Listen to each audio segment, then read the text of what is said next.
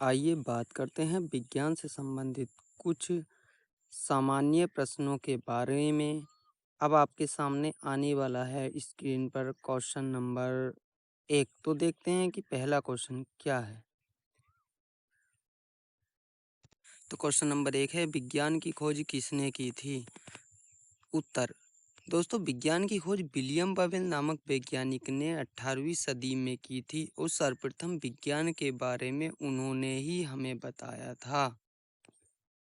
Question number 2 है, विज्ञान कौन सी भाषा का शब्द है? तो दोस्तों वैसे तो विज्ञान ग्रीक भाषा का शब्द है, लेकिन अंग्रेजी भाषा के शब्द साइंस का उद्गम जो लैटिन भाषा का शब्द सिंटिया से हुआ है, जिसका अर्थ होता है जानना। संस्कृत भाषा का शब्द विज्ञान तथा अरबी भाषा का शब्द इल्म भी यही व्यक्त करता है, जिसका तात्पर्य होता है ज्ञान, यानी कि जानने की क्षमता को ही ज्ञान कहते हैं। प्रश्न संख्या 3 है, विज्ञान से मिलकर बनने वाला पहला शब्द कौन सा था?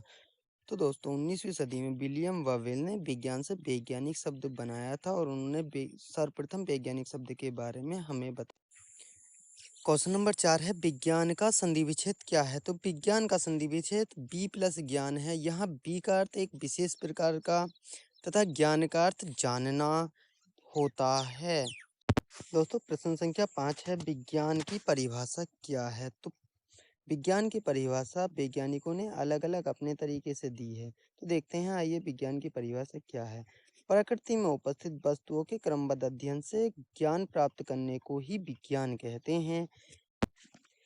किसी भी वस्तु के बारे में जानकारी ग्रहण करना और जानकारी को सही तरीके से लागू करना एवं किसी भी वस्तु का सही अवलोकन करना एवं उसका विश्लेषण करना ही विज्ञान कहलाता है।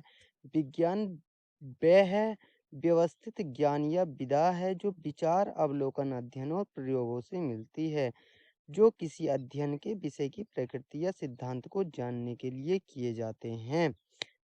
ये थी आपकी विज्ञान की परिभाषा। कहने का मतलब है प्रकृति में जो उपस्थित वस्तुओं के क्रमबद्ध, यानी कि अगर हम किसी भी विषय का क्रम के अनुसार अगर आपका अध्ययन करते हैं तो वो विज्ञान कहलाता है।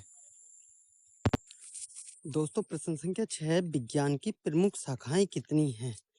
तो दोस्तों लगभग विज्ञान की 76 शाखाएं हैं, जिनमें से 3 प्रमुख हैं। जैसे नंबर 1 है प्राकृतिक विज्ञान, नंबर 2 है सामाजिक विज्ञान, नंबर 3 है निगमनात्मक प्रणाली।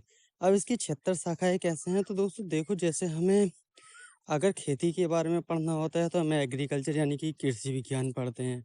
मछलियों के बारे में पढ़ना होता है तो मत्स्य विज्ञान पढ़ते हैं। और अगर डॉक्टरी के बारे में पढ़ना है तो जीव विज्ञान पढ़ते हैं। अंतरिक्ष के बारे में पढ़ना है तो अंतरिक्ष विज्ञान पढ़ते हैं। इसी तरीके से इसकी लगभग 76 शाखाएं हैं जो हम पढ़ सकते हैं।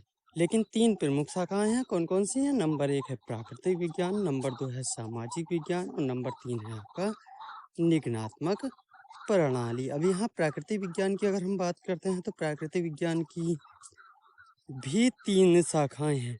अगला क्वेश्चन है,